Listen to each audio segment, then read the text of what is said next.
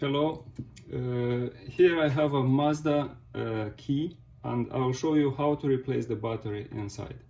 So first thing, you want to open the key, and in this slot you have a pin. Just go with something long and tiny and press it, so you can unmake the key in two pieces. The battery is here.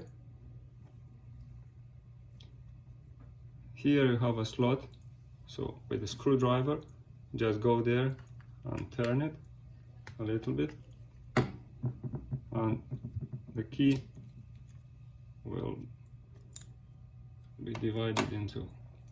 So this is the battery. Again, with the screwdriver you go here and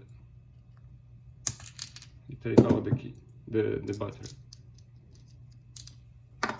The battery is CR1620, 3 volts. So just replace it. You put it in this position with this up. Put it here, like this. You put the other cover back.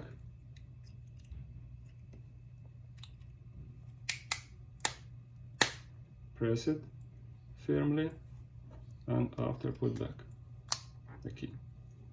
So here you have, the key is done.